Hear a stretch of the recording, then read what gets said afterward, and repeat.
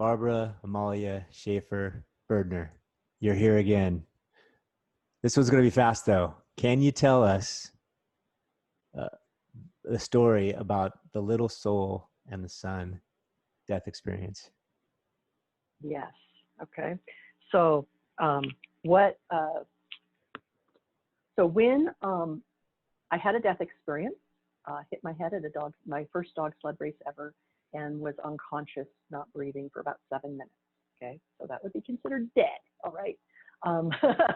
And during that time, I had a lot of experiences that I couldn't explain afterwards. And one of them was that I had the experience of that as a kid growing up, I learned that the wrath of God, okay, that God will judge you. And I had this dream, which later I learned was really my death experience, not a dream, of standing before this board of beings, people, okay, they look like people to me, and representing God. And they basically said, so how was your life? And it was like a self-grading process, okay? Nobody was judging me. I was the only one, right? This is What when they you're wanted to know was, dead at this point in your body. Anyway. I'm dead at this point. Yeah, I'm dead. I was not in my body. I was someplace else, and the body's down there not breathing, okay? And this group of beings, they kind of do it telepathically. That's another story, but we're having this discussion. And they're like, so how was your life down there? And they just wanted to know, what was the experience like? Was there anything I would have done differently? I'm going to use the word again, the word learned, but I don't mean learn like I'm going to teach you a lesson. I mean learn experience. Just like learning, I went to college to learn engineering and alternative energy systems, all right? I went there to fine-tune my skills. So what did I get fine-tuned and what would I do differently, all right? And people are shocked sometimes when I explain to them that, you know, like literally, you know, we'll say kind of floating around with me were murderers and rapists. So people go, oh, didn't they go to hell? I'm like, well, no, actually, sometimes I think being on earth is hell, but that's a whole other conversation. But no, that's not how I saw it anyway. That it was more around, what would they have done differently? Okay. And I was having a conversation with Jevon about this, and you'll have to read the book, you know, A Little Soul in the Sun. Okay. It's based on, somebody else wrote it. So it was based on, it was adapted from Conversations with God with Neil Donald Walsh. And Conversations with God was a pivotal book for me around this death experience, because I was not metaphysically trained. And after this death experience, I thought everything was a dream. And somehow, you know, I came across this book and read it and went, oh my word, how did Neil Donald Walsh get to transcribe basically my conversation when I was having this head injury, okay? And so it was a big opener to me. But another spiritual mentor shared this book with me. And it's a kid's book. It's a really good book. And I'll just give you my paraphrase, because it's been a while since I've read the book. But people are shocked that, what, murderers get to go to heaven? Well, if you want to call source heaven, yeah, because we're all part of source, all right? And the way that this book reads, I'm going to just use, there's two angels, okay? Again, I'm paraphrasing the story. It's been a while since I read it, so I'm going to make up my own story that is like it. So there's two angels, and they're standing in line. I do remember this part, standing in line to come down here to Earth. And they love each other a lot. And one angel says, you know, I want to come down to Earth, and I'd like to, you know, basically learn and experience forgiveness. And his buddy goes, oh, I love you so much. I will help you experience forgiveness. Okay. So so they both come down here into Earth, and the one little angel who wants to experience forgiveness, his buddy does something that he doesn't like. In a previous conversation, I was talking about how I could always love my husband, but sometimes I do not like his behaviors. Okay, so gives this angel an opportunity to love and forgive someone for something that they did, for an action they didn't like. Okay. And the book is this journey of how even sometimes the crappy things that we don't like can actually be things of light. All right. That we wanted to experience the contrast. Okay. So we come forward in this way. And one of the ways that I use recently and is that this is not intent. Well, I'll just start with it. I don't particularly like our current president, which is Donald Trump. Okay. He, though, from my perspective, is a very, very high frequency soul who came here to do a job of unearthing all of the negative characteristics of politics, government, money, the dance between the yin and the yang, okay? And he came to unearth them, all right? He may not be unearthing them the way I like. In fact, I don't like it at all, all right? But he is doing his job, okay? He is unearthing them. I'm not quite sure I am integrated enough to say that I really fully love him. Yet, I can understand that he's doing a job, all right? And so that's kind of some of our experiences down here. We can make them all about ourselves. You know, what did they do that to me? And I'm going to say, no, sometimes it's a dance, right? It's a dance of both of us, of coming into our harmonized power, all right? Because we are love, we are truth. We've just forgotten. And these experiences are a way for us to remember. So can we, just like the book in the little angels, where there's two angels and one of the angels puts on the dark cloak so that he can volunteer to do dark things so that the other angel can have something to forgive. And then God says, I will only send you angels. I will only send you angels.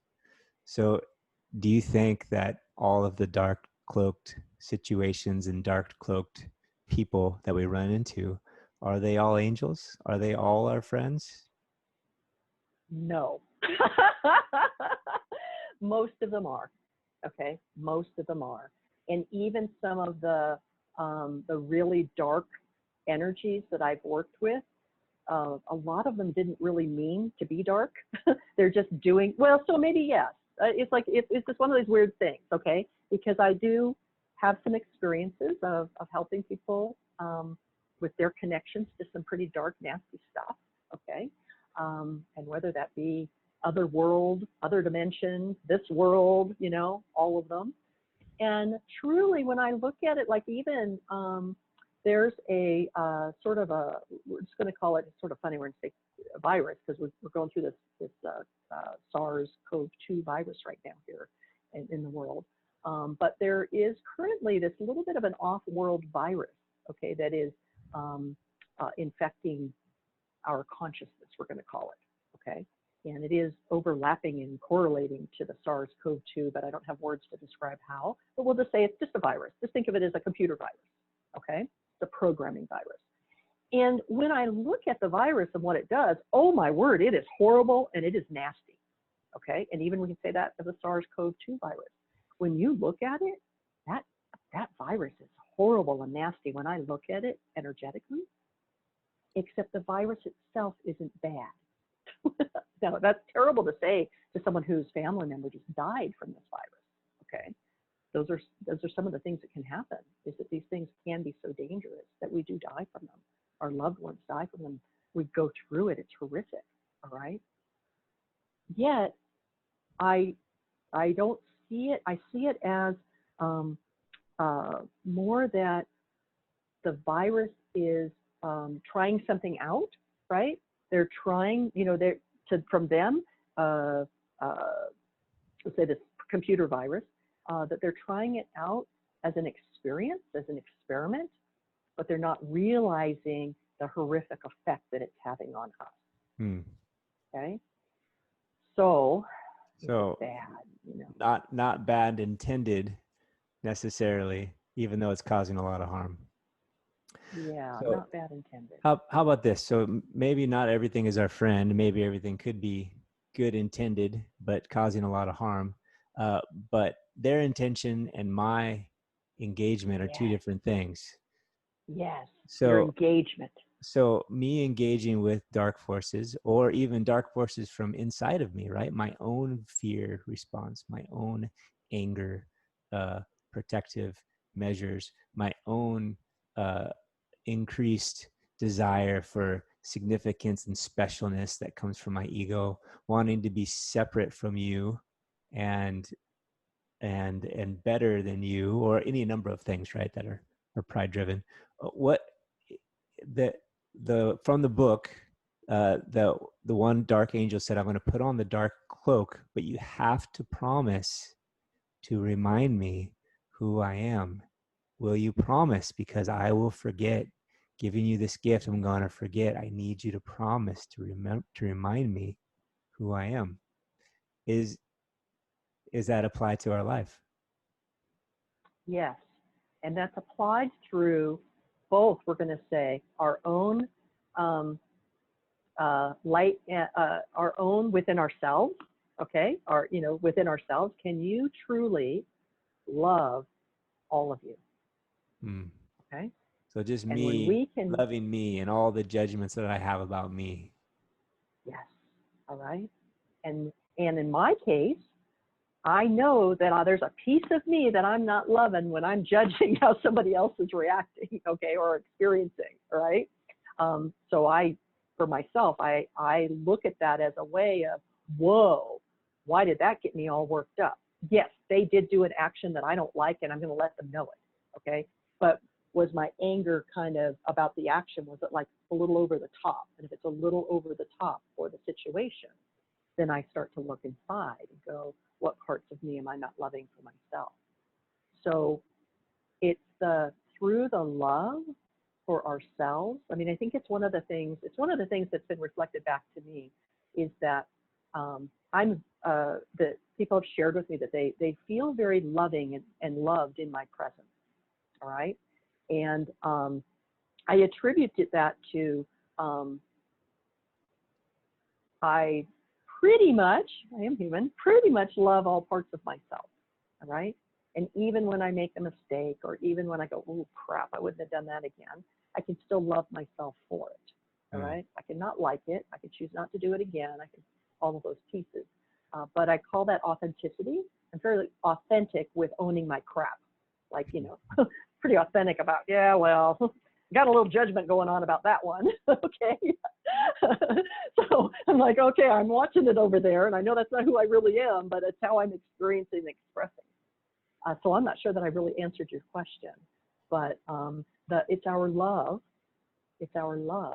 for ourselves that then permeates others, because when I can fully love myself, I can love others even when they don't feel lovable. Mm. And that would be, to tie in the story, that would be reminding them of Mm-hmm. who they are, right? We're love and light. Mm-hmm. So what do you think what's the lesson that we can take away and maybe even attempt to apply and integrate into our life? The lesson from the little soul and the sun. Because, well, I mentioned in our other conversations that I at least see this as Schoolhouse Earth, um, and an opportunity to experience such contrast that my consciousness doesn't remember or connect with contrast like we have here, uh, and that the contrast is intended for awareness. And Mm. through that awareness, we can reconnect to more of that whole, I mean, we say it all the time, who are you really? I want to know what's my purpose and what did I come here to be? And it seems so simple. What, you came here to be loved? Well, shoot, just be loved, well, it's not that easy. Okay. Can you love, when I always connect really easily with Kuan Yin riding the dragon in the tumultuous oceans. Okay, Kuan Yin is a Buddhist ascended master, and she's known for but she as Kuan Yin is known for compassion and for protecting sailors out on the ocean. And I think of us as out on the ocean, right? You know, with all of life's ups and downs, and sometimes the ocean is calm and beautiful and the sun is shining, and sometimes, you know, you get a breast cancer diagnosis, and man, that is like riding, you know, and she rides this beautiful dragon, okay? And she pours this love and compassion into this dragon, right? To allow her to, what I say, navigate the dragon ride of life with ease and grace, okay? So to whatever extent that we need to ride that dragon of life, and usually it comes back to the surrendering to what's going on, trusting that it's really going to be okay, taking actions in the world, okay, that lead you to where you want to go, and loving yourself in the moment, no matter what's going on. Well, thank you so much, Barbara. If any of you have resonated with Barbara and would like some help riding the dragon wave of life with ease and peace, get a hold of Barbara. EmbodyLightBody.com is where you'll find her. So thanks again, Barbara. Thank you, Jevon.